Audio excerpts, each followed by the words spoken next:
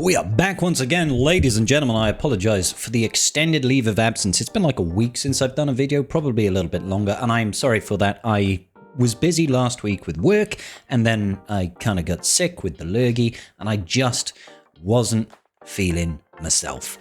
But just last night, while I was in bed, relaxing and recuperating my energies, we have had an update to what is going to change with Relic Delta, and I thought I wanted to share with you guys the latest position on Relic Delta, okay? So there's some good news and bad news. Now, if people had been watching some of my previous videos, you would have seen this particular table that has come up. I'll show it up now. I'll get it up on screen for everybody to see. That details the differences in the different Relic Delta levels. Relic Delta, for those of you that don't know, it is the difference in relic levels between two characters, an attacker and a defender. So say I have got a Relic 8 Jedi Master Kenobi, and I'm taking a Relic 5 gas, for example. Let's say there is a delta there of 3. Plus 3 for me because I'm 3 relic levels higher, negative 3 for gas because he's 3 relic levels lower.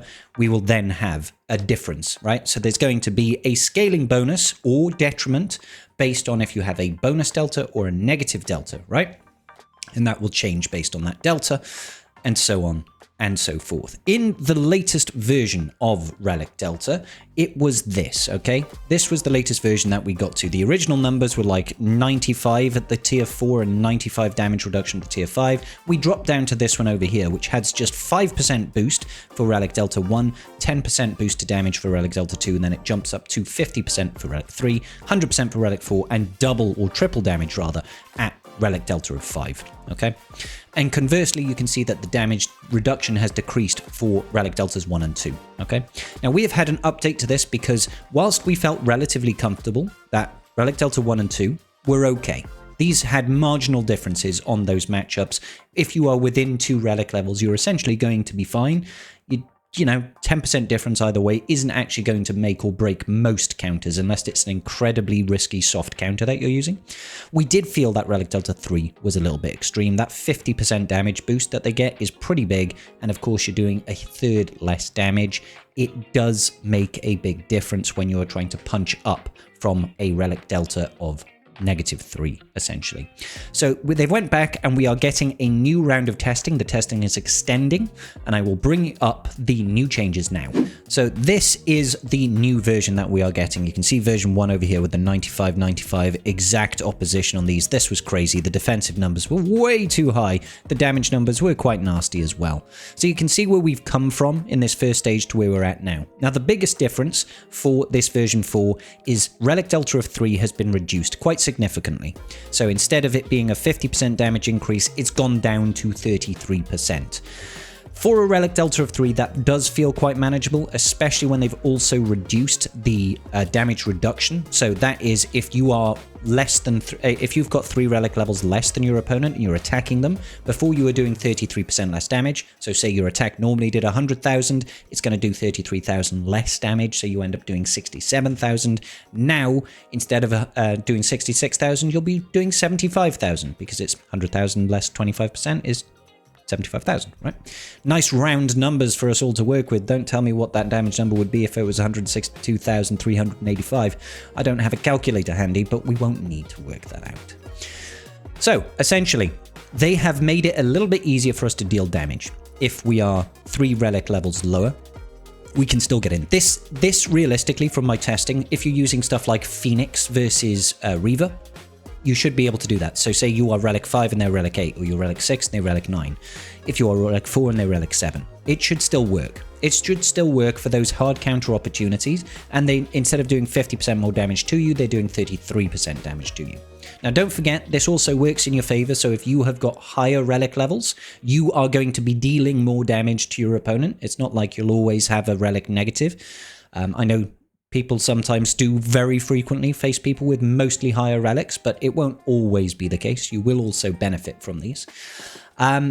So I'm feeling a lot more comfortable about these numbers. I think that the Relic Delta of 4 and the Relic Delta of 5, yeah, we get it. Relic Delta 5, they just don't want your counters to work, guys. You can see beforehand they didn't do it. They shifted it here to 4 being the highest, 95%.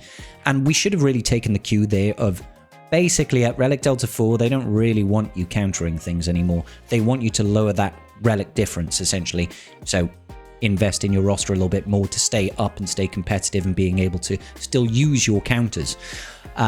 So that's something, I guess, because this number has actually increased by 5%. It's doing double damage, double damage, double damage. It's only Relic Delta 4. It's like, okay, now you're in the zone of kick rocks.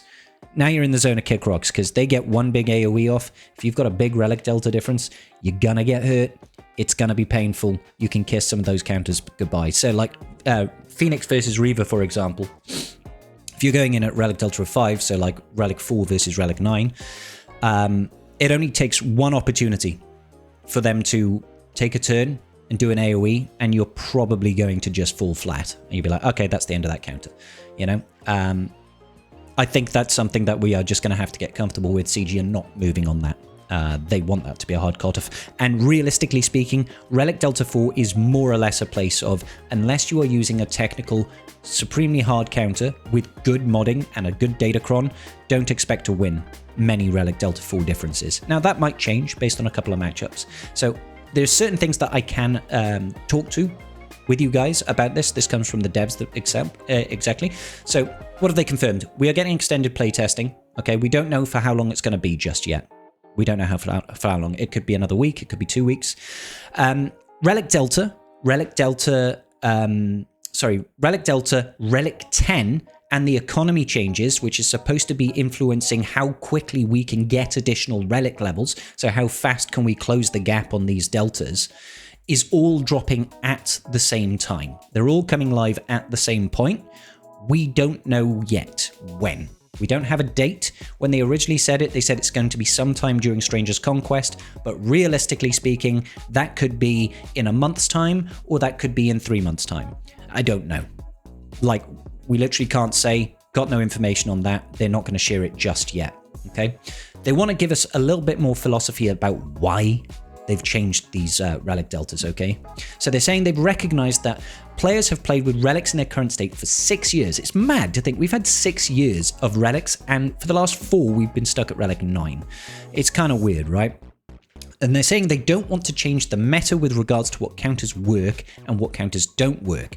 However, a core element of Relic Delta being a scalable system of which we can continue vertical progression is that it gives teeth to higher relic levels, where higher is entirely contextualized by an individual's player's journey. I don't know what they're trying to say there.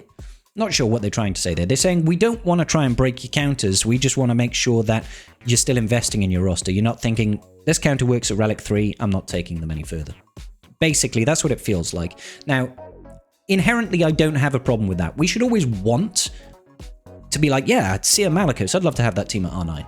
You know, we would always should want to push for that, to strive for it. Obviously, in the current state of things, it's really hard to be like, yeah, don't worry, I'll just Relic 7 my whole roster. Because realistically, right now, Relic 7, you'll beat everything, right? If you're using the right counters, obviously. If you're actually using a team that counters and you're modded properly, you're playing properly and stuff like that, right? Having a Relic Delta of 2 is really manageable. That 10% is fine. But, you know, saying Relic 7 your entire roster is so much easier said than done, right?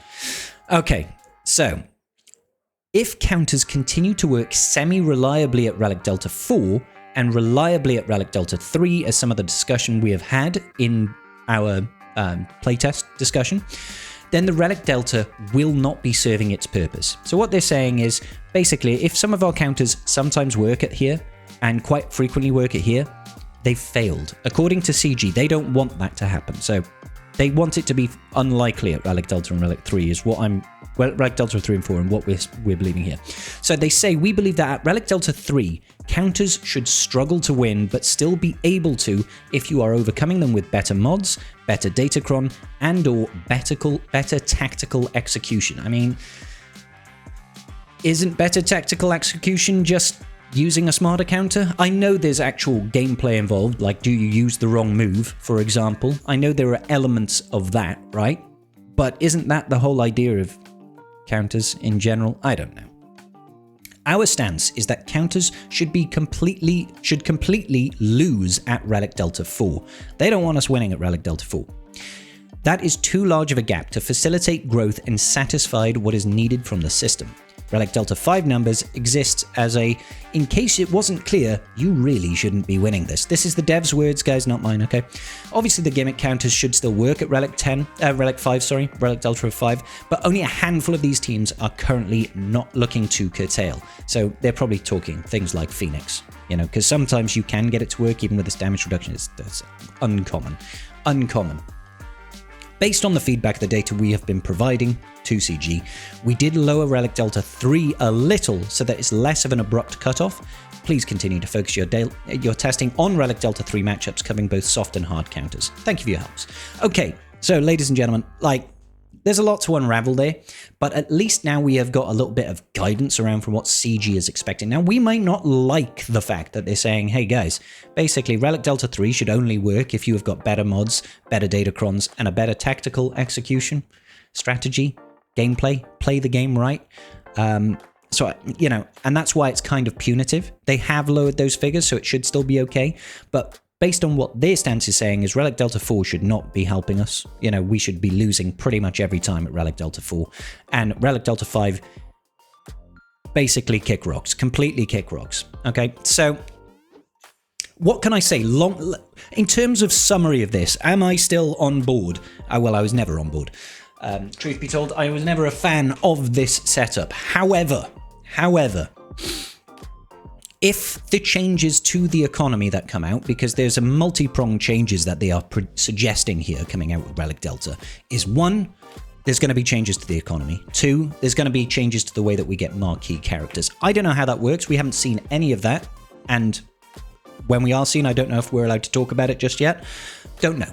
Okay? What does that mean exactly? It's suggesting that, well, based on CG's words, they are suggesting that we will no longer have to worry about gearing and, to certain degrees, relicking brand new marquee units. Now, I can't imagine CG is going to be releasing marquees and they're just like, 3-star character, unlock day 1, relic 1. You know, I imagine they'll still want us to get the gear, the Cairo tech, that sort of thing, right? That's still a big bottleneck for a lot of players. Whilst I do like the idea that every single new character comes to this game and you've got like immediate relic levels, that'd be great.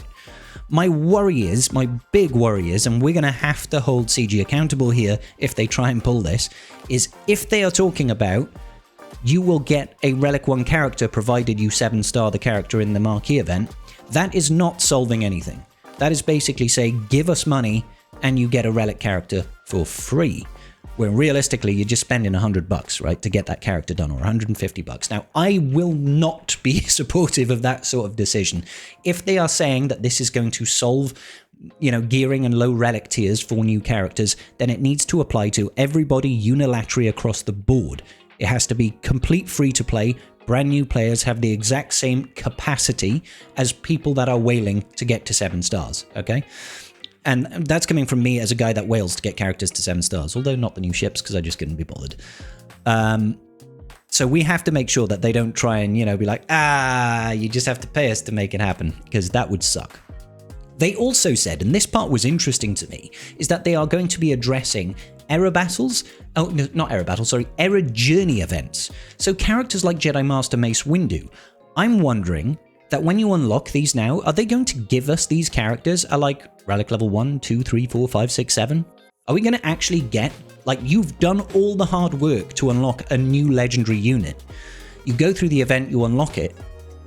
Are they actually going to give us those characters at relics? Day 1, immediately? Are they going to give us all the Zetas? Who knows? Probably not. I imagine at best case, they'll give us like relic 3 characters and level 7 abilities. So not the Zetas, not the Omicrons, obviously. But that's still kind of cool, and that would feel like a really good reward for somebody that's spent all their time and energy unlocking a brand new legendary unit. They're like, boom, immediately get Relic 3. Don't have to worry about Kyrotech, don't have to worry about gear, don't have to worry a little bit about some of the abilities and that sort of thing. That would be a really nice way of rewarding players that are chasing new legendary unlocks. So I would fully support CG. If they're like going to do that, absolutely shoot to the moon. Secondly, Relic 10, we don't know how it's going to impact stats now. It's all coming together.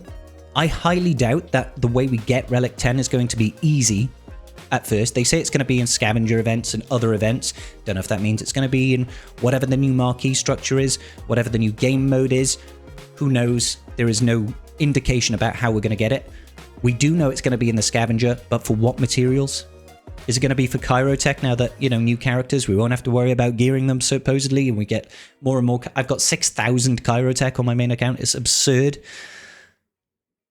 All I can say, guys, is whilst I'm not happy in totality about Relic Delta, and maybe we can lower some of these numbers, I don't think we should expect any further changes to Relic Delta 4.